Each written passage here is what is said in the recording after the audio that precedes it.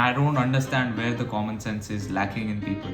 I've read about 100 books in my life and a few podcasts. Today is 24th June 2022. I've officially made 1 lakh rupees.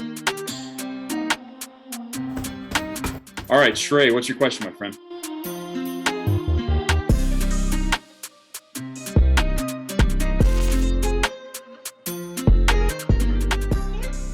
Most people stop learning right after they graduate. They'll never ever again read a book or watch a lecture again in their life.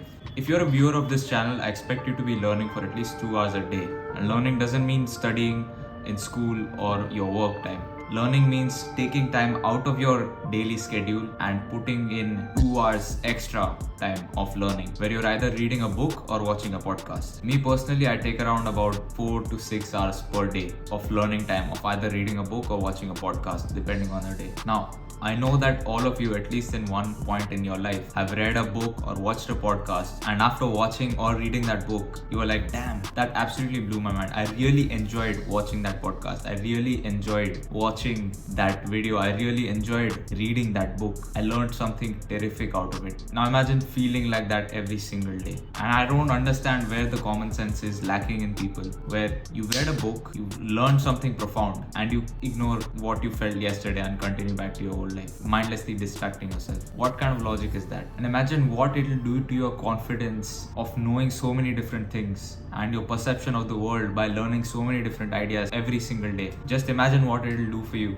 as a person. Bro, and I think of myself as a beginner learner. I've read about 100 books in my life and a few podcasts, and I consider myself a beginner learner. I have over 200 books in my reading list, and I know by the time I finish the 200 book in that reading list, I'll have 1,000 more books in my reading list. That's how much there is out there to learn. That's how many things you don't know. That's how far you are lacking behind. And trust me, if I'm a beginner learner and you've never learned before, if your brain gets plugged into my brain, you'll realize to what level I am at. It's not to brag. I'm saying I'm at a low level, and for you, I'm at a high level. So imagine where the ultra people are in terms of their knowledge and wisdom and information. Just imagine, just try to comprehend that for a second.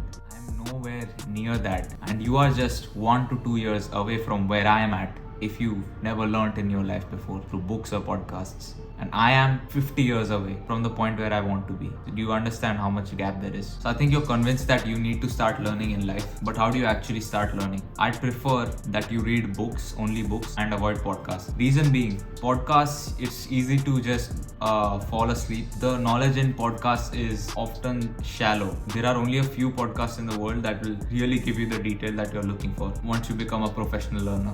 Once you watched a few podcasts on your topic of choice, you will soon realize that the information is being repeated again and again and again across podcasts. So there's not anything new that you are learning. The depth that you want to go into that topic is not available in the podcast form. And if you're a beginner, it's perfectly fine to watch podcasts of your favorite topics. Reading books has a lot of resistance actually. It's because books, you can get them in PDF form easily on your phone or your Kindle, but you may not like reading on your Kindle or your phone. And the actual books, they cost money. So you'll avoid books altogether. Instead, just learn through podcasts. And if you go on Spotify or Apple Podcasts, in the browse section, you'll find the top podcasts of whatever topic that you're interested in. Science, tech, business. And start with making a commitment to yourself to watch at least one podcast per day.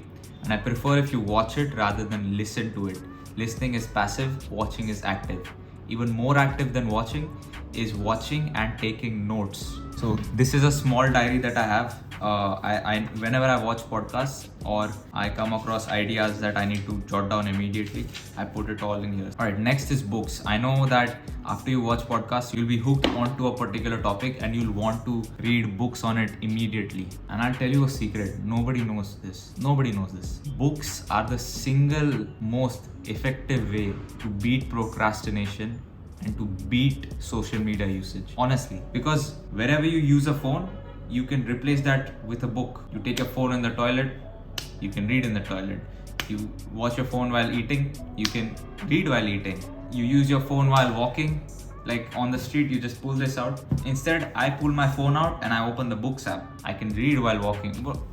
The reason why books are so efficient in beating procrastination is because they are available 24/7, especially today. Yet nobody uses them. It only takes one book to really blow your mind.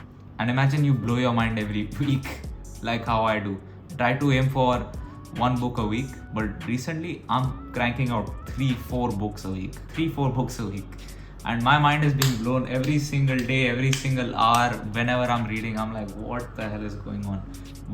If one book is so informational and valuable, there are thousands of books out there. When am I gonna learn all of that? It just blows my mind and it keeps me going. Like, I wanna read more, And that's drastically reduced my phone usage, honestly. I'll show you screenshots if I have time for it. Screenshot. So easy way to just start reading is to read in PDF form. Forget about buying the actual books. Like, just search online whatever book you want. Let's say Think and Grow Rich. Think and Grow Rich PDF, download free, some blah blah bullshit, and you'll get the download link. Like, literally every book out there has a free download link. You can download either in EPUB format or PDF format. And whether you read actual books or PDF books, you need to be highlighting. Just like you take notes with your podcast, you need to highlight over here. So another advantage with PDFs is that if you're reading on one specific app, let's say I read on Apple Books, or if you read on Kindle app, you can highlight it and it's all stored in one database. With my Apple Books app, I can just highlight, take notes, boom, it's saved. And whenever I want to make a tweet, refresh my memory of what that book was about, I can quickly go and see what I had learned in that book. In my description, I've given a free PDF of 100 books that you must read. It's by some YouTuber. He does podcasts. I can't remember his name right now. You'll find it in the PDF. So it's a free PDF. All you need to give me is your email, but you'll get it for free. And in that 100 book list, there's books of all kinds of topics, all kinds of categories. Fiction, non-fiction. Within non-fiction, there's subtopics, all kinds of books. You'll find at least a few books that will intrigue you, and you can start from there. Just remember, it takes one book to change your life. And imagine changing your life every week. You need to understand that. And you'll have to try it to believe it. That's all. Take care.